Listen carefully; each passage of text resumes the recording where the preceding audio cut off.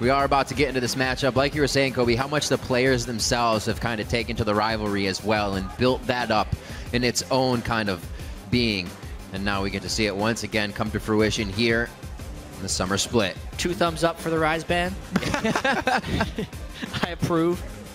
Even if you don't have either thumb, though, you can still play Rise perfectly. Yeah, that's right. Face, keyboard, win game. Rumble, Gragas banned out on the left side. After that Rise ban, Team Solomid's like, I think that's all we needed. Rise, right? That's the one that's going to be huge. No, they know they need to target a few more. It's actually going to be a Yasuo for Zion Spartan, that top lane. He gets a chuckle out of that one.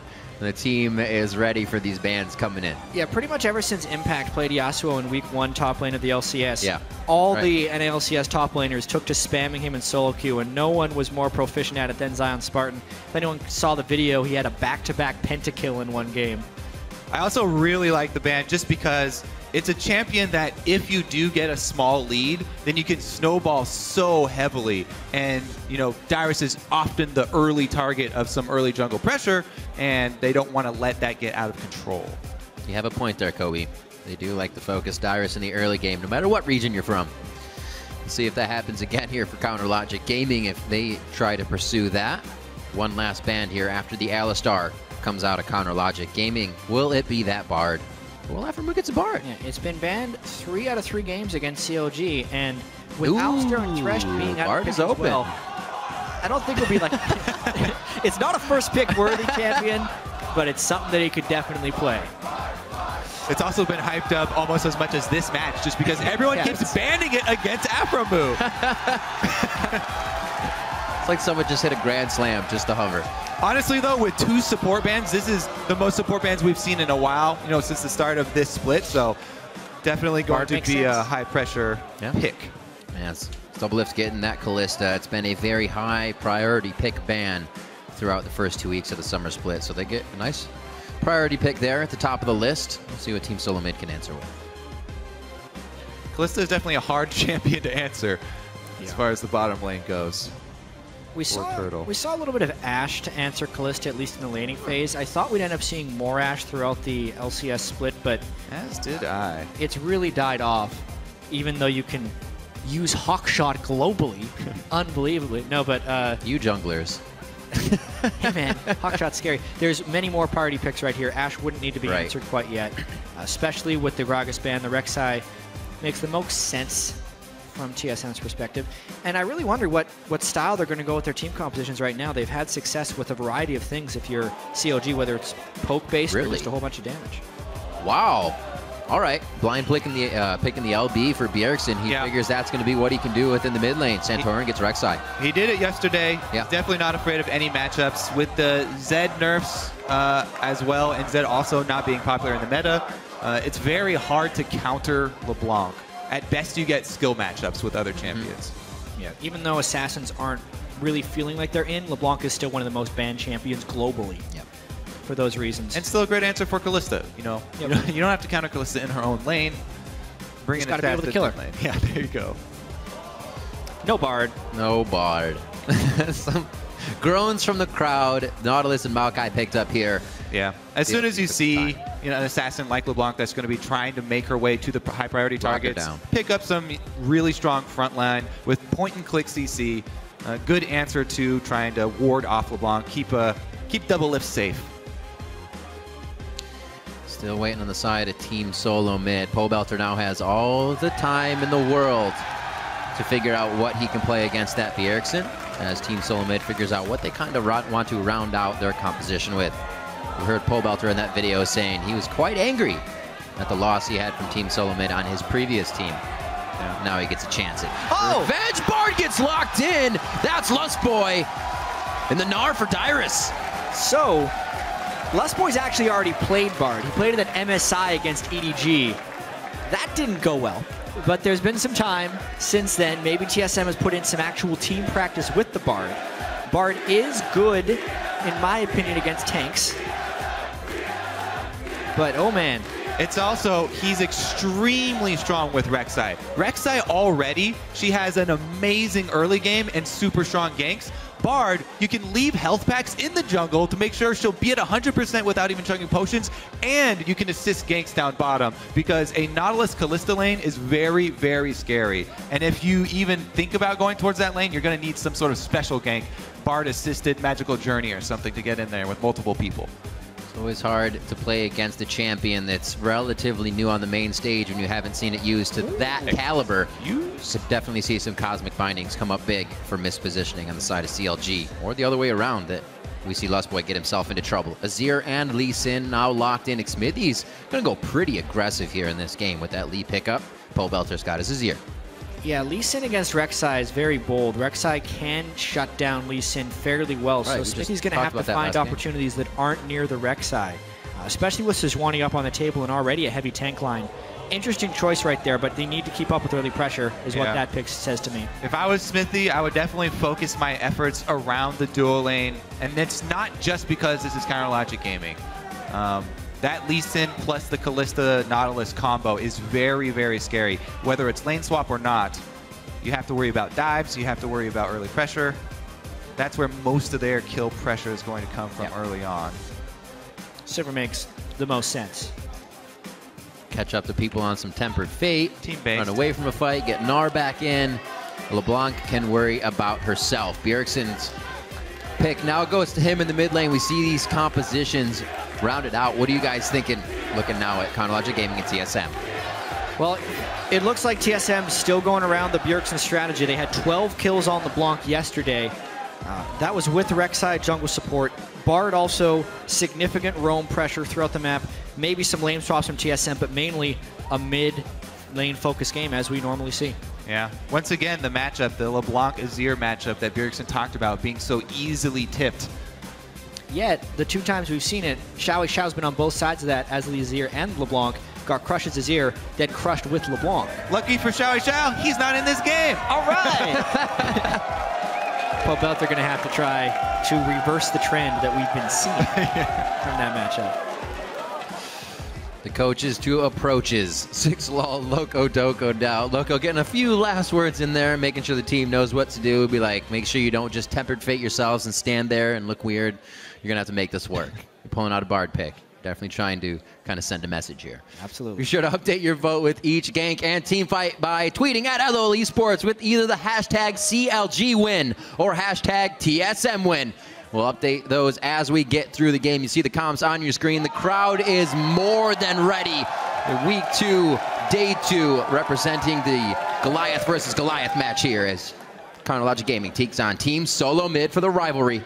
Let's see what these guys got for each other. We are on the Rift. Head-to-head between these guys. 10-8 in the regular season in favor of TSM. Let's see if CLG can kind of squeeze that deficit back. It's going to be quite the game. It's earlier on in the season, not as much hype from the last TSM versus CLG game, but whenever these guys have played against each other, I mean, even hearing the analyst desk talk about it, it has set teams on very different trajectories. That's very true. Seeing CLG kind of go down. And Bjergsen credits Pobelter's smooth transition as well onto CLG to the existing strength of the team. CLG just had a very solid base, so it was very easy to plug and play someone like Pobelter because he's just a very mechanically skilled player. So when you already have shot callers in space, you already have a lot of the communication going. Just putting in someone like Pobelter who will do solid is just going to elevate your team even more in terms of play. So I think CLG is definitely going to be looking good. Speaking of Pobelter, I just want to point out that he has opted to take no magic resist glyphs, as we highlighted that for Xiao in his matchup, and a lot of people were giving him flack. Pobelter has decided to go with the same thing. It's not a very rare thing. You know, some mid laners opt to go with the later game, either scaling AP or scaling cooldown reduction. But he is sitting at the 30 base MR. And he's going to rely on the barrier to keep himself from the all-in of Bjergsen. Pobelter has confidence in his laning phase, and he's ruined for the late game, which is basically what CLG are all about. They're all about when we group up, we've got a good front line, we have Azir, all these ways to block the LeBlanc trying to get in and assassinate. That's something they've been vocal about as well. Having Pobelter on the team assures them that they will have damage from that mid lane coming to the fight. Cosmic Binding there from Lustboy. A little bit of harass. Can't do it to 3 people, though. It's only going to go through 2, so he's going to be forced out of this one. Really interesting level 1 here. CLG was trying to start strong side jungle and start red. Lustboy ends up harassing and delaying it a fair bit, but we're still, I think, going to end up seeing standard lanes and probably just both junglers going top to bottom of the map in that sense, or red to blue. We'll see if they can make anything out of this, because otherwise it's just going to be that teleport down for Zion. Meanwhile, Dyrus is going to have an extra lead in that lane because he'll be able to take a big hit and then return with his teleport. Plus, he was in lane first, so got extra experience. This is the way that TSM want to set up Dyrus for early success. Basically, by Lustboy wandering in on that, it feels like CLG gets those lane swaps improperly. Zion Spartan had to burn his teleport late to the lane experience-wise. Smithy late to his own blue buff. He did take the crab on the way, but it does show us Santorin already hitting level 3 and able to get some nice control over not only the mid lane side of the game, but the top laner's position as well. Dyrus may be set up to succeed in this match.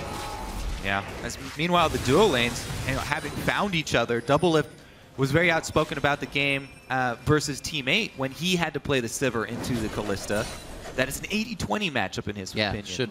So we'll see if he's able to use that 80% to try and bully Wild Turtle.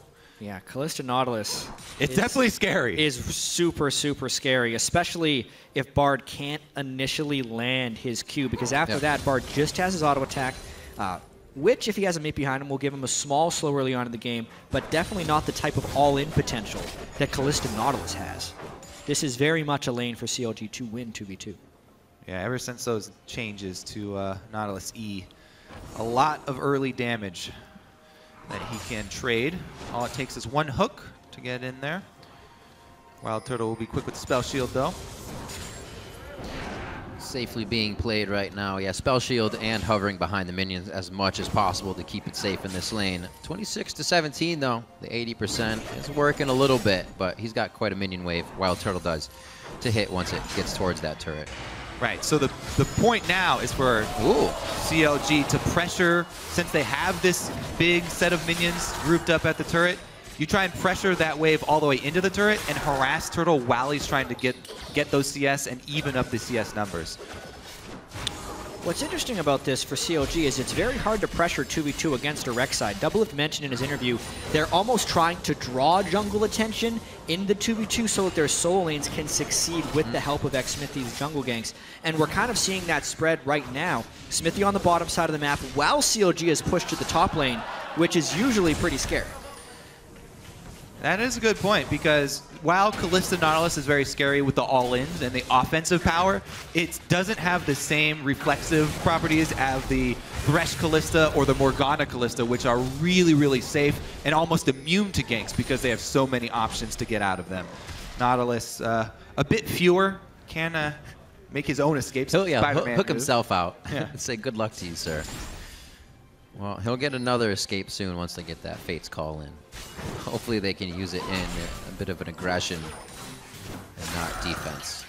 See what they can do continuously here towards this top side. As we were saying, Doublelift able to get the CS lead there, but Bjergsen with those consumables in the mid lane, bit of a level lead as well as the CS lead there against Pobelter. Decided to bring the ring and the biscuits, not able to harass as much. Doublelift getting hit pretty good, but trade at CS as he's losing, so he's not too worried about it. Yeah, Dyrus is doing a pretty good job on the other side of the lane, so keeping a small minion wave to sort of balance the other side. Basically, that leaves mid lane then. And Bjergsen is doing some work. Fiendish Codex first buy for him, actually a little bit more mana regen. 2 potions for mana as well. Definitely wants to try and either get that barrier off of Pobelter or go hard here soon. Keep farming the waves out and make sure he does not get pushed in. Hasn't happened yet. Pobelter finally getting the wave to actually go to Bjergsen's side, but he's going to be there to pick up most of it. Good play so far around the map. We still have yet to see a kill here. Really any jungler intervention. And really, we've still seen Santorin kind of out-farm xSmithy, partially based on the start, and partially because xSmithy's chasing his own tail a little bit. Santorin cleared the blue buff side of COD's jungle, and xSmithy came in behind to see it. And really, if Xsmithy's going to impact a lane, it kind of has to be what is now the bottom lane, the Maokai versus Nara matchup. Generally because if CLG is pushed in most of the time and daring Rek'Sai to gank. Additionally, Lee Sin doesn't actually want to run into Rek'Sai on a gank path because Rek'Sai can win that duel. I wonder when these junglers will actually meet, because as of now, it's just been Santorin farming. Yeah, he's going with the same strategy that he used against Rush Santorin. He opted for a really early Bomby Cinder back right there as soon as he had the money. So Bomby Cinder going to help him hard farm, and he's got plenty of his camps up. He's already a full level ahead of Smithy, so things going well for Santorin at the moment with the hard farm route, just because Smithy was not able to make any early moves with the Lee Sin. Good wards and pressure coming out of Turtle and Lustboy now. Not getting too much of an advantage in the lane, but evening that CS back up, causing double lift and Aframu to get that farm under the turret. Not too hard for them. They're going to come back. Should be easy. We'll see what happens here. Double lift pretty low on mana. Just a bit of extra gold. They'll be all right. It's actually extremely important to clear those tunnels out because with the rush to level 6 and with the hard farming route, if Santorin gets to just farm his jungle and rely on his ultimate to try and counter gank, then it makes things very, very difficult for CLG. They lose a lot of their playmaking ability. Ooh, that's a blue buff for Bjergsen. He's just doing that to make sure Pobelter is low for another attack. He's very patient with this aggression that he's using. Just that blue buff looks to be not come up yet or already taken once again. It's a fortuitous start for TSM, basically all the way back to when Lustboy walked in on CLG's kind of misguessed lane swap. Darius has been able to hold an advantage over Zion Spartan this entire time. The 1v1 for Bjergsen over Pobelter is slightly going in his favor, just LeBlanc versus Azir. And then the 2v2 that CLG thought they'd have an edge on with Kalista Nautilus against a Sivir is going even. So where TSM is supposed to get their small advantages, they are, and where CLG is supposed to be getting theirs, they aren't, which is now a 1,000 gold difference. Slams him into the wall. Zion Spartan still all right with the fight. He's going to get a little heal from his passive, and he also has Aframu here. I was wondering if once double lift back, they were going to get this switch on, and it doesn't look like they'll actually pull Dyrus into anything tricky. Yeah, test of TSM communication. They easily should have called this, and they did. Top lane alerts them, recall timings. We are also past the time where, you know, turrets have protection. So if you get a few seconds of alone time with a turret right now on a BF recall for either AD carry, then they can take it down very quickly. Kalista opted to go for the attack speed rather than the BF build, so it looks like Double Lift is going to go with the Runons very quickly. Oh, hello. Zion Spartan aggression tries to pull Turtle back in. Not enough bite from Turtle, though, for Xmithy to want to show himself. Already going to be seen by a ward, however, as he exits to that Tri-Brush. I don't know if he's actually been seen just yet as he came through lane. But Wild Turtle and Lustboy playing it very safe here. Pressure from Double Lift and Afro in that bottom lane. Now onto Dyrus, just about to gnaw out. Got to be very careful trying to get good pressure on the turret. CLG playing very aggressively. The level disparities in that lane. Level 6 for Kalista and Nautilus versus 8 on Gnar and 7 on Rek'Sai. But because they have so much confidence in themselves in the matchup, we're harassing heavily under turret. All across the board, TSM out farming CLG. Slowly winning this war. A gold lead for TSM means they're going to be able to make the first moves, and whenever they have that ability in the game, it's usually quite controlled. It's what they did against Cloud9. They just have to prevent the falter in the mid to late game. Great job by Pobelter. Yeah, that is that blue and mid. That is the key to the matchup. What you're looking for is the interrupt of Azir trying to knock up LeBlanc for the W so she doesn't hit the ground to get that point and get the damage off. Pobelter was able to pull off that time. We haven't been watching the entire exchange in lane. Feel like he must have not been able to do it before because of the lead that Bjergsen has. But right there, good execution, and he was able to force him out of lane, bring Santorin out of the jungle, force him to show, and reduce some of their overall map pressure. You have a moment to talk about Shurima. Smithy comes in with a little bit of safeguard help, and it's just going to be a pullback to distortion there for Bjergsen. Aggression by Santorin. Both teams kind of with the same idea there on the return to lane. Yeah, because of that one interrupt that Pobelter was able to get on a Bjergsen, he's pushing that lane in pretty heavily, and I like the fact that he went kind of all in onto Santorin there to get Rek'Sai out of the lane. Oh, Bjergsen landed the chain, though. From just on the side, that's the Really reason they want could that go turret. aggressive. Yep. Should get it soon, especially with having those soldiers up. And we were talking about his reaction time on Bjergsen. We remember Pobelter was the guy on Xerath to stop the LeBlanc W's with his stuns as well, being able to hit those. So his mechanics have always been on point. Probably why CLG picked him up. Could be one of those. It's 12.5 minutes into this one, and we are seeing no kills across the board, but still 1,000 gold lead through what's happened in the veins. Yeah. This was a pink ward that CLG had. Bjergsen cleared it out about 2 or 3 minutes ago, and now he's taking the same roam path down again. This is going to be tough for W2 to survive. Oh, close. No, they are on a double lift. Santorin flashes in for the knock-up. Aframu, he's just getting tossed every which way, and will finally go down to the hands of Bjergsen. A lot of kills and assists picked up there. Tough to survive a 5-man gank down bottom. Double lift, this is probably the #1 thing he complains about if you ever watch his stream. All 5 people pile on down bottom lane. They make it worth their while, though, because they can answer turret pressure. Yeah. Now it's all about how they actually do answer. I mean, CLG didn't necessarily have the lanes prepped to answer that well. If someone sends 5 down, you almost want to be able to get 2 turrets. CLG can get mid lane, and they can't even control Dragon, so it's actually a turret trade, but TSM gets 2 kills out of it. Such a good call from TSM there. Their mid turret was about to go down anyway. That thing was basically forfeit, and they were able to get a huge lead out of it bottom, and taking that turret down from about 80%. First pause of the day. First pause of the day. My turrets aren't working. There's 5 people bottom lane. What is this? Yeah, double pauses the game. Excuse me. I did not RSVP to this party. Still happened. So we'll get this figured out. You can see the scoreboard in front of you. We said there was just about 1,000 gold lead that separates these teams. Been pressed a little bit there by Team Solomid in the last few minutes, but towers look to be in their favor here. They did lose their mid, however, so forward wards could be placed by CLG to get even more in the face of Santorin, who's been having a great farm game. Maybe they can disrupt that. Yeah, now's a decent chance to also check on the build paths a little bit. The fact that we see both Morel and Omicron, we're seeing more of that from mid laners, and if they want magic resist, they'll get it later. So because Pobelter needs to survive the Bjergsen burst, he's gone for the no magic mantle.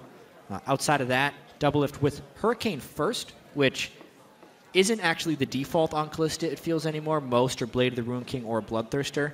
With the Hurricane, double is mainly just trying to keep up with wave clear, because that's what a lot of this game has been. Yeah, CLG's side wave management is going to have to be accurate here, because TSM, they have so much of a mobility advantage with the Sivir and with the Rek'Sai teleport. They're really going to have to pay very close attention to their waves. As we just said, with the bottom move that just happened, we're not prepped to answer, and TSM were able to commit 5 members in one area. See that one more time. Yeah, it's just, you can see, even if you look at the main map, Zion Spartan's not close. Doublelift did as best he can. He sidestepped the zone ult, then flashed into his turret, but then Santorin flashed on him as well. There were 3 forms of crowd control hitting him in the face instantly. Depth charge, coming in with Bard. And what happened at the end there from CLG is one of the worst things that can happen is you're late to a rotation fight. So when they sent 5, CLG essentially committed 4 to the same spot on the map, but because they were late, they couldn't trade objectives appropriately afterwards. Aframu did all he could. Tried to save his double lift. They're getting Bjergsen's computer restarted here as he came back to lane. The health of the minions were not falling for him, so quick restart and we'll get him back in and get that fixed up. Right now, positioning, we did just see that CLG was kind of towards the mid lane. They were working off of the replay we just saw where they took down double lift. But still, got a lot of work to do with what TSM has opened up on the rest of the map. Still, even overall, with the few kills we've seen towards Team Solomid, it's not really opened up too much for them to keep going forward. Dragon is still yet to be taken, about 14 minutes in. Players about patiently to get back waiting. into the game. Yep. The other thing to mention is that with this lead, TSM should be able to get a lot of map control due to Santorin's hard farm early. He is first to sight zone. He beat Lee Sin to sight zone. And Smithy's having to buy regular green wards and pink wards in small quantities to try and keep up with the vision. So everybody on CLG now is purchasing wards to try and keep up with the amount of map control that TSM have right now. They need to be able to make a counterplay very quickly and try and stop the bleeding. Click on Lust Boy quickly. 17 chimes collected for him, so he's got a few upgrades to those meeps. The major upgrades to keep track of, in my opinion, for Bard is 5, 15, and 55. So currently, because he's hit the 15 breakpoint, not only does his auto attack with a meep slow on hit, he also gets to have a max of 2 meeps chasing him. Right. He saves those up, you're going to have a lot more damage and utility in the team fights. Get that meep counter going. There's another stack for him as you see it come up. He uses those to go around and collect more chimes, and we actually have seen him on the roam. It's Lust Boy anyways. Always out of lane. Doing what he needs. Double lift to farm safe, and that bottom lane once again looks like he actually is going to get some help from Alframu here. Not the 2v2 that Double lift and Alframu envisioned. Yep. Obviously the 5-man dive set Wild Turtle ahead in the CS by a little bit. But at this point, as Kobe was saying, it's kind of like a slow bleed for CLG. TSM just winning almost every matchup by a little bit. And if that collapses into a team fight, it's actually a 2,500 gold difference. Something very telling for CLG, as Bjergsen goes in for another trade, is how they've really concentrated a whole bunch of these wards that they bought down around Dragon, really prepping for that. Pobelter likes to live on the edge. Again, still sitting at that, oh no, he picked up some magic resist for himself. Great timing by Bjergsen's attacks there. As soon as Pobelter's throwing his soldiers, Bjergsen's in immediately, knowing the trade is his. Dragon's going to go down here. First one coming in at 16 minutes. Team Solomid. A team that'll let those go. A team that'll be okay with grabbing them. This game, it's just theirs uncontested. So they are happy to have that advantage. Not pressuring themselves in anything too crazy, though. I'm sure against Counter Logic Gaming, they're thinking the same thing could happen that happened against Cloud9. Get that lead, get too aggressive, and get flanked on your own engage. It's actually a very big deal that Bjergsen was able to open up that window to take Dragon for TSM. The team with Sivir and LeBlanc. We keep on stating it. Every time we see this combo, the control of Fog of War and control of neutral objectives makes it very, very difficult for CLG later in the game. It's really hard for them to try and face check and try and fight back to in a losing vision war. So if TSM, get that upper hand, it's going to be a rough climb for CLG to come back. There's some global gold, though, for their efforts. Yeah, it looks like TSM, because the Dragon was down, decided to swap back, but then CLG very quickly took this turret. We mentioned the turrets have no added defenses, but it looks like CLG is going to be able to defend this one, giving them a turret lead for now, which you have to credit CLG for. Frozen Heart onto Zion Spartan first. It looks like he's going to have the Righteous Glory for himself. Again, the soldiers go out and Bjergsen goes in. Pobelter takes an unfair trade in that damage. Bjergsen gets out unscathed. Santorin with deep wards here, but he's found out by the Wisp. I'm not going to try to act on that too quickly here. TSM slowly working their way around the map here. They're not actually pressuring themselves to get too much. Not afraid that they're down a turret. Just playing it slow. Yeah, it's a great feeling to be down a turret, yet still up in gold because of the early lead that they've accumulated. Dyrus down bottom by himself. Should be able to get some pressure while they see CLG focusing most of the people top. We got a recall, though, from Zion. We'll probably go try and collect that wave before it hits the turret. See if TSM can make any plays. Shoving up the wave to try and pressure Zion and then forcing him with the teleports. Yeah, I mean, we mentioned how CLG is kind of going for the late game with the Azir, the Kalista, and the Maokai. And quite honestly, they're going to need it at this point. Yep. Being up a turret, still down in gold. Bjergsen's strength will be incredibly pivotal because it's basically a two-threat team for CLG with Pobelter and Double Lift. If either one of those guys gets deleted by a LeBlanc combo, the fight's pretty much over at that point. A lot of it will really just do on CLG's vision control on Fog of War, and whether or not they can target Bjergsen almost before the fight happens, or somehow remove him from assassination potential. Yeah, it's Aframu and Zion Spartan are going to have to combo to keep Bjergsen down. Those two guys with the point and clicks. That's what you need against LeBlanc. She's very slippery. Once she parks her passive, very hard to keep track of and secure the kill. But if they can even just chunk Bjergsen out early on, lock him down with some point and click, then that is exactly what CLG want. Buy time for the Azir and Kalista to put up that DPS and control the battlefield with their ultimates. Well, the 1-0-1 may give him the ability to do the same thing he did yesterday with that blind pick LeBlanc. Just needs a little bit more time to get going and the fights to happen.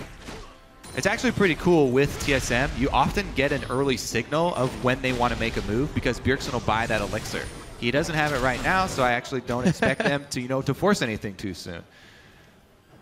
Interesting. Vote changers. They exist. Well, they like winners, and TSM are currently in the lead. There you go. It's a good thing to like. People like winning. Minute and a half on to Dragon. Could be a little more win for Team Solomid, or possibly even up by CLG if they're able to grab number 2. The one chain missing usually means that LeBlanc wants out until she can do it again.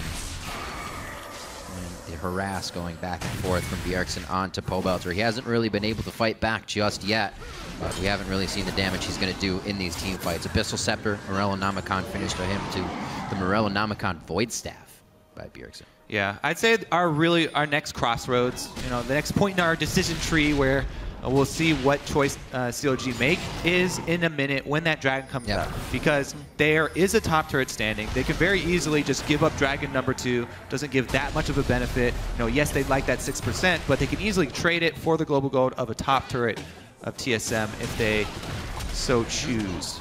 Yeah. What's interesting, though, is TSM was able to take the turret down before the Dragon is respawned, so they might be able to recall and still 5-man fight. So yeah, CLG would basically have to commit resources right now to pushing that lane up if they wanted to give up the second Dragon. At the moment, it almost looks like they're going for a turret, but they have to keep track of those mid lane health bars. The first time they were able to get a Dragon, it's because Bjergsen chunked out Pobelter. Again, Pobelter is low and out of health potions. Could just happen again. Forced to back here. And Pobelter actually stays for now. He does finally finish his back in the base. Looks like he doesn't pick up too much for himself, but HP, some pots, and he's going to be back out into the fray soon. Enough time to still get back to Dragon, and we should see our first 5v5 here, gentlemen. Keeping an eye on Dyrus. Where is he at? In base, not going to have Narbar, so it may not be the big engage from him, actually. Oh! Poke damage onto Pobelter is the #1 priority. #2 is poke onto Doublelift, because Doublelift does have lifesteal, so he can go to a neutral camp, try and lifesteal it up. But the furthest one away, the wolves are pretty far away, and that may be enough. Q's on. Resonating strike is not taken. The no QQ. So they made the choice to actually try and contest Dragon. That's the only reason for not pushing top and not trying to trade top turret for that. Yet, one move from Bjergsen, one combo of the poke from LeBlanc, able to earn them another objective. So actually, watch TSM going up here. They're trying to pinch off CLG, force them into this fight. What a hit.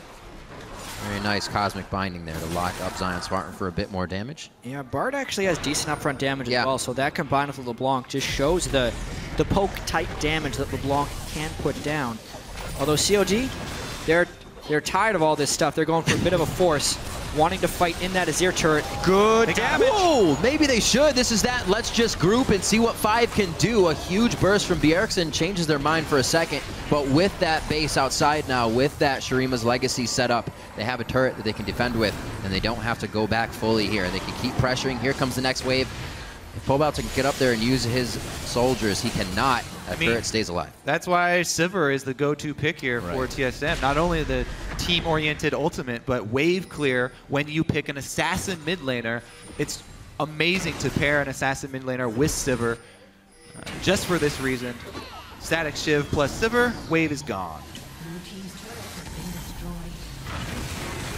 Looking at how the lanes have kind of gone since the laning phase has itself gone away. CS is about 20, maybe a discrepancy, 40 between the 80 carries that Wild Turtle was able to push into his lead. 5,000, or rather 4,000 gold lead has just come out of the laning phase. It still remained relatively close, but that's because CLG hasn't decided to take many risks. Anytime TSM lands a little bit of poke, it would be a risky or low percentage fight for CLG to take, and they fall back here. Now TSM pushing up the mid lane.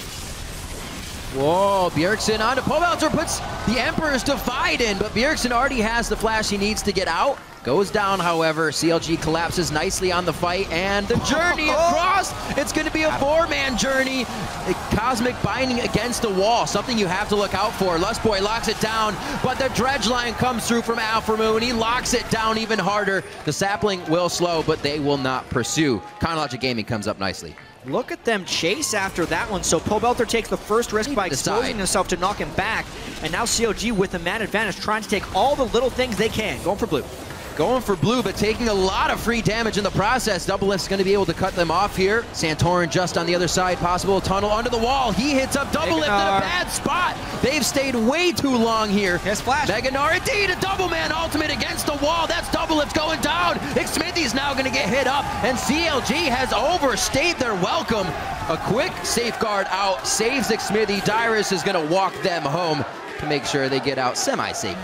CLG not respecting the base damage of these tanks. Dyrus and Santorin still at full health. Yes, you took out the 2 main carries for TSM, but even so, full health tanks in the meta right now. This is why they're so powerful. Also, TSM, after those 2 kills, going to pick up the mid turret. Yes, in hindsight, staying and overcommitting for blue. Very much. Very, very poor there.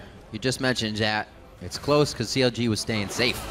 It's also close, or that fight was close, because Lustboy landed about 4 double cosmic bindings in a row. Yep. He hit the double stun on about 4 consecutive cosmic bindings. Lustboy made that chase incredibly difficult, and honestly, CLG falling further and further behind right now.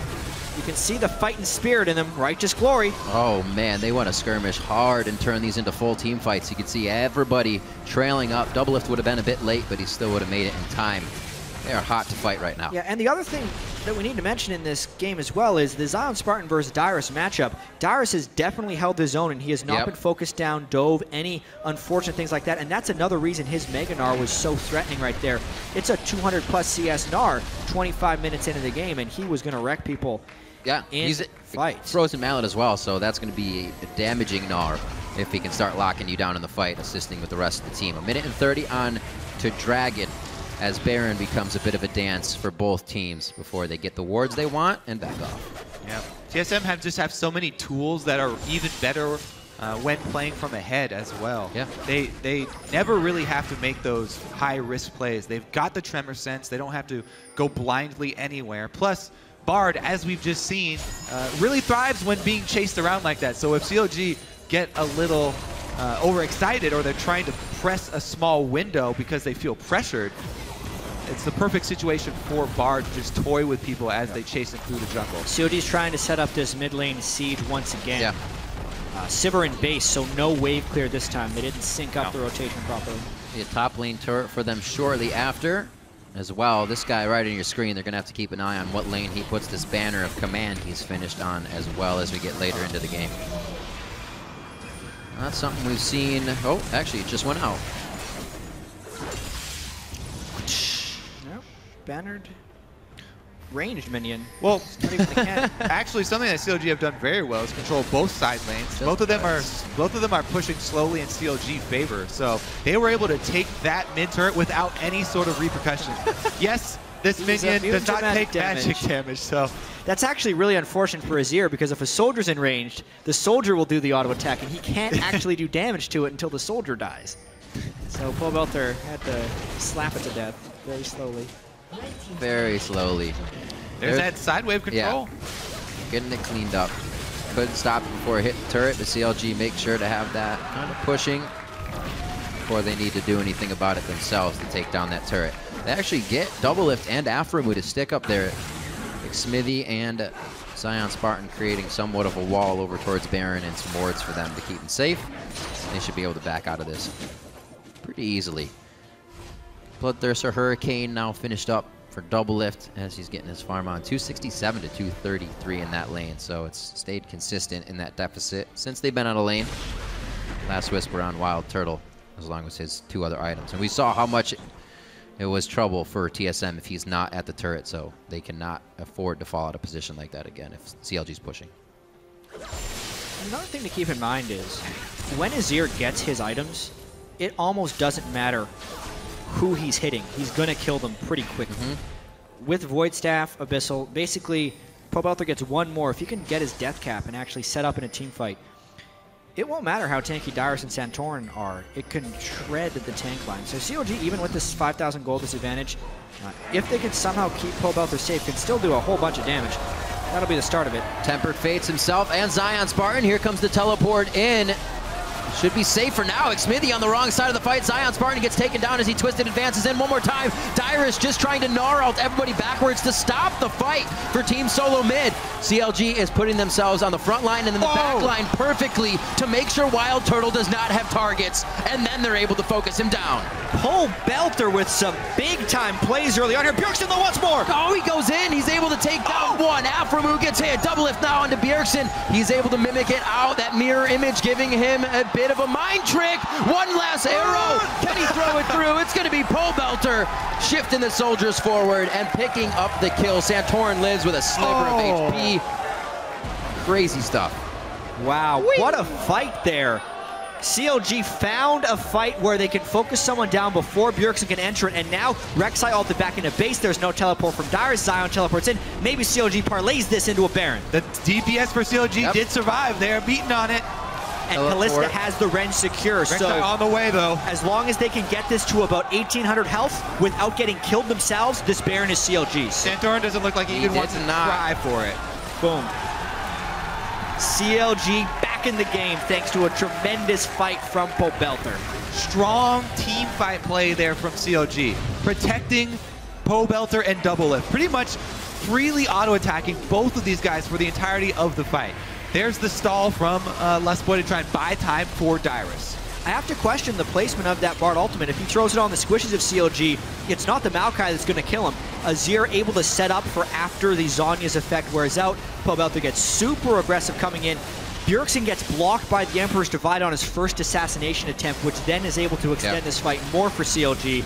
And a beautiful flash hook there at the end for Aframu to get Sivir. But Bjergsen still picked up something else. Continuation of this fight where Bjergsen goes in to try and finish off a couple people. Makes a slight misstep there, and Double Lift is able to punish him. Almost able to juke him here as he goes back to the W, but Pobelter will cut him off. Went to auto-attack that minion on accident. Definitely cut some of his speed. Unfortunate. Team Solomid again towards the late game. Falter just a little bit while having a lead. As we said, this was going to be CLG's focus the entire time from champion select. They're working towards that late game, looking to use that zone control of Azir and their strong tank line to control the team fights. Now they're grouping up with Baron buff, trying to knock down outer turret.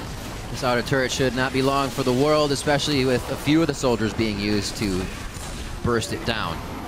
Sounds weird when you say that to a turret. 158 on the clock for Dragon. And it looks like Counterlogic Gaming is starting to get the positioning they want. They did not let the early game shunt their mentality at all. They're still going strong. The Dragon will be incredibly important, but honestly, with the Baron up right now and a potential front line to stop Bjergsen flank, CLG really looking for a big opportunity here. How much damage can they safely get on this turret? Sivir, at this moment, is godsend. Being able to clear these Baron Duff waves. Also with the static shiv, making sure they can, since they were going to be getting pushed into the turret, they figured. Pobelter also with one of those elixirs of brilliance. Really got to watch out. Something fascinating so far this split about TSM has been their priority on Dragon. Last split, they almost always gave up the first Dragon, were able to come back for it, still win games. In the Cloud9 game, TSM took the first 5 Dragons, could not close out a victory. This game, they're up the first 3 Dragons, but they're misstepping in the middle of the game and giving up some of their leads. Now they're on a bit of the back foot. Oh, could be an ultimate. Eyes still on Dyrus. He's able to throw Zion Spartan back. It's still tanky, and that's going to give the team enough time. That's Double Lift and Smithy in the Bard out. Double Lift can still start to kite back. Pobelter was just on the outside, but it's a triple kill for Bjergsen. The team was able to start kiting and make it happen. It is going to be Lustboy going down as Doublelift and Pobelter now run for the hills. Bjergsen should be able to close the gap as he's going the long way around. He will get the cut. Doublelift will get hit, but they focus Pobelter so they can clean up both of them. That's the mirror image. He's going to be able to get back in for the double kill, and TSM now capitalizes on a CLG error. Gonna wait for the replay, but I think that flash cosmic binding from Lustboy onto Pobelter and Doublelift together. Lustboy did so much in that fight. First, the Bard ult to shut down Doublelift. After they pushed Maokai into the turret with Gnar, it just set up everything else for the rest of TSM. So Bard's debut in the NALCS has been a pretty good one. Not only does that prevent CLG from pushing mid lane, it also exposes a turret for TSM and gives them their 4th drag. This is the Bard game Crepa was dreaming of. From the last ultimate that we saw, it almost seemed that, you know, the ultimates haven't been used enough or figured out where to be used perfectly in the fight. But it just seemed like a misclick last time. Lustboy knows exactly where to be placing the Tempered Fate, and it comes up very big for Team Solomid. They're a 6,000 gold lead just about as Dragon number 4 comes along. And that puts a lot of pressure on for Dragon number 5 even. TSM really has something to work with now. It sure does. Team fighting has decided this game. Yeah. CLG with 1 victory, able to take the Baron. But man, let's take a look at Lustboy here. I'm only watching him. This was so interesting. I mean, I'm not sure why Zion Spartan decided to jump on Dyrus, but then this specific Bard ult, stopping Doublelift and Xmithy while the tanks are in the turret, save TSM, and then watch for the Cosmic Binding. There it is, the Flash Cosmic Binding onto the 2 priority targets, locking both of them up, buying TSM time to take out the tanks. Whew. Knowing exactly what he was doing.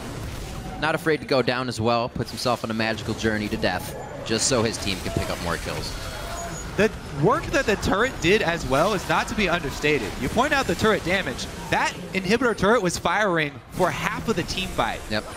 Onto both of the tanks at one time or another. So the TSM turret right there also did quite a substantial amount of work. And Dyrus able to get that Gnar ultimate, throwing Zion in there, is what saved him. Well, guys, we got a barn burner.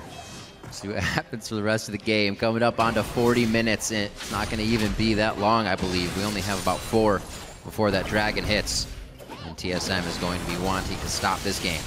Ludens and Deathcap being completed onto the Blanc just increased the level of threat. There's still no magic resist on Doublelift. If a combo is to be landed by Bjergsen, it has the potential to one-shot at this point. Yeah, I gotta think that every one of Afromu's ultimates, unless they catch somebody isolated, is gonna go straight for Bjergsen. Even if they force Bjergsen to use 1 W away from the team, that buys them some amount of time. 1 cooldown rotation. CLG keeps going back to this play again and again, and I do like it because it's where they found their 1 team fight win, but it's up the mid lane, set up the Azir turret, try and push. That's the worst it's worked out so far. They expect them to be rotating down. They're trying to flank. Nice little ambush set up. They didn't quite time a Righteous Glory with the exposure from Fog of War.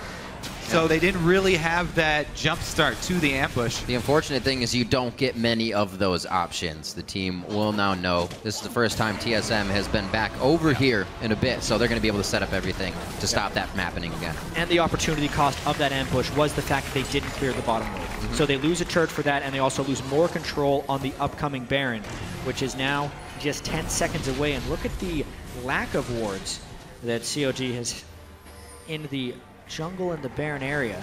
Yeah. Still a few to spot them on the outside, but TSM has a lot of setup on these. Could easily running lose blind into this fed LeBlanc. Scary game. Was it enough? Dyrus half a bar in. Would like to get a few more shots in. Quickly goes up to about 75% attack rate. Doublelift and Zion Spartan. Oh, too early of a Gnar ultimate. The Emperor's Divide pushes them back just a second too early by Dyrus as he flashed in. All right, they do have control of the map, though. Yeah, initiation that they have to keep controlling this. Such a close fight there. Obviously, Bardock comes in. Teleporting in. Zion's healthy. Scrying Orb on top of Baron. Home guard tree, he heads in. That's easily the smite. Going over to Santorin, onto Zion Spartan. And it looks like TSM's going to be able to figure out which target they want. Now, who wants to take the magical journey? A Cosmic Binding only hits Smithy. Santorin's into the back line. That's going to be Aframu going down very fast. Pobelter is low, and he gets popped by the Ignite coming in from Bjergsen, who's full health after this fight. Like I said, they had all the chance to focus who they wanted, and they just piled on everybody in front of them. Once again, CLG with the better start to the season, come in with a whole bunch of momentum, but TSM control the rivalry.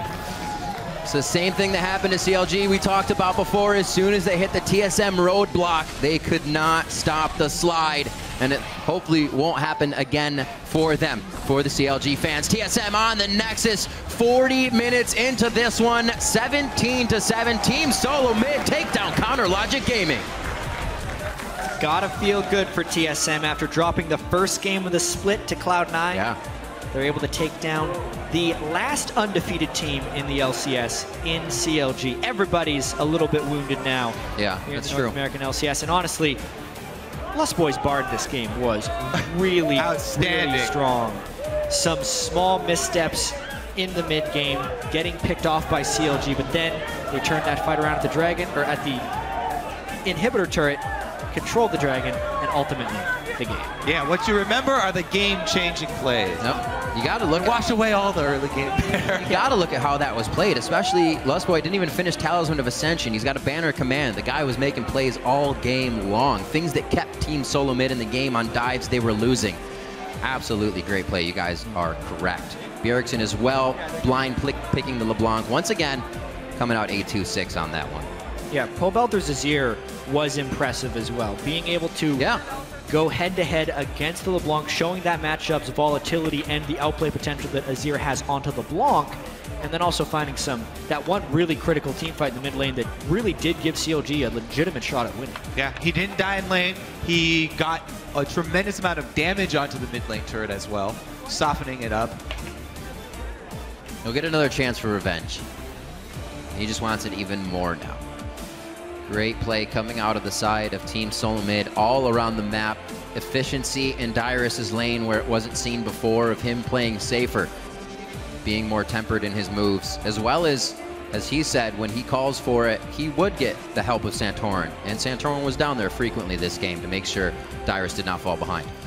Smithy picking up the Lee Sin, also trying to do what he can for the game, but was not able to come out strong enough. Santorin out-farmed and outplayed. Smithy, a pretty big non-factor on Lee Sin, trying to create some early game pressure. Lee Sin into Rek'Sai is not a good matchup, and he also wasn't able to find fights away from the Rek'Sai either.